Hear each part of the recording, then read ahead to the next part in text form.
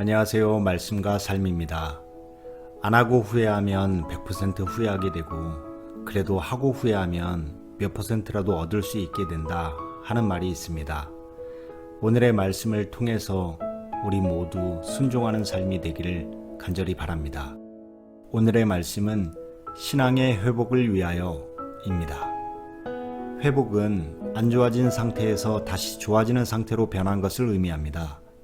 건강이 안 좋은 사람이 건강이 회복되고, 경기가 안 좋아진 사람이 경기가 회복되고, 믿음이 떨어진 사람이 믿음이 회복되듯 회복은 모두가 좋은 것처럼 특히 신앙의 회복은 하나님을 기쁘게 하는 것이며 믿음의 사람에게는 최고의 축복인 것입니다.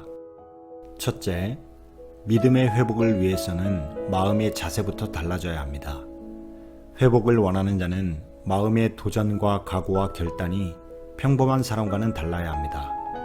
이런 마음의 자세가 분명하지 않은 자는 회복 또한 불투명합니다. 사람은 무엇을 하고자 하는 마음이 없으면 아무것도 이룰 수 없는 존재입니다. 특히 회복은 누구에 의하여 되기보다는 자신의 어떻게 되고자 하는 마음이 결과에 따라 나타난다고 할 것입니다. 물론 자신이 하고자 한다고 모든 것이 다 이루어지는 것은 아닙니다. 회복 그 자체가 하나님의 생명과 연결이 되어 있기 때문에 반드시 하나님이 도우셔야 회복이라고 할 수 있습니다. 신앙 회복에 있어서 중요한 것은 하나님이 보시고 회복을 도우실 수 있는 마음이 있느냐 없느냐에 달려 있습니다. 하나님은 중심, 곧 마음을 보시는 분이시기 때문입니다. 무엇을 마음에 가졌느냐 하는 것은 무엇을 보느냐로 이어집니다. 부정적인 마음을 가진 사람은 모든 것이 부정적으로 보이기 때문에 부정적으로 보는 사람은 아무것도 이룰 수가 없는 것입니다. 두 번째, 믿음의 눈을 떠야 합니다. 신앙생활에서 믿음을 빼면 그것은 의식에 의한 종교생활이 되는 것입니다. 친구가 좋아서, 교회 음악이 좋아서, 프로그램이 좋아서, 착하게 살려고, 부자가 되기 위하여, 성공하기 위해, 좋은 사람 만나기 위해, 이러한 것들은 다 종교생활일 뿐입니다. 예수를 믿는 성도의 신앙생활의 근본적인 것은 하나님의 말씀을 믿는 믿음에서 시작됩니다. 이것이 주권을 세우는 참된 신앙입니다.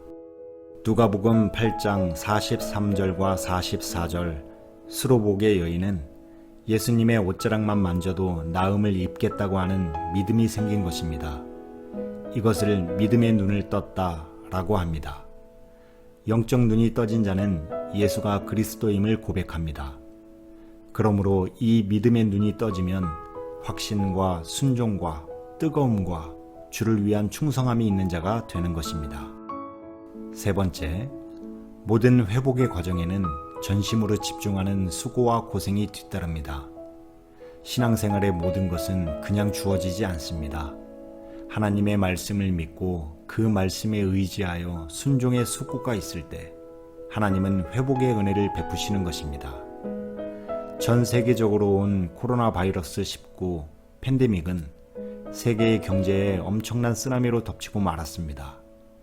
이로 인하여 각 국가들마다 전에 없는 추가 경정 예산을 세우는가 하면 경제 회복을 위하여 온갖 힘과 방법을 다 쏟아내고 있습니다.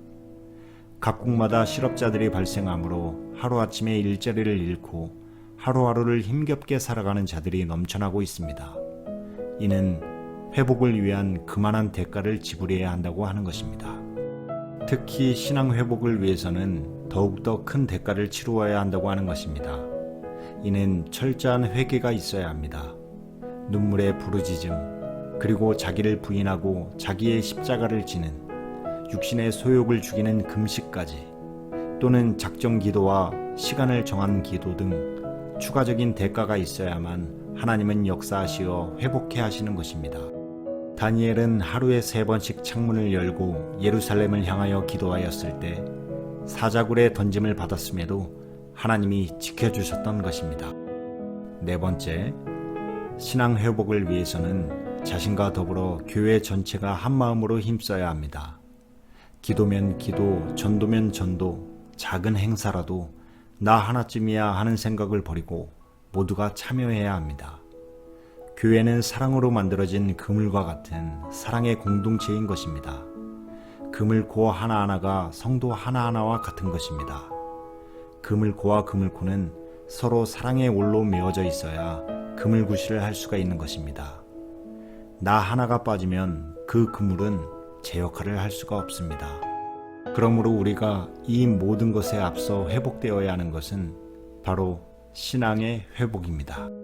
5번째, 그러므로 너희는 먼저 그의 나라와 그의 의를 구하라 라고 말씀하십니다.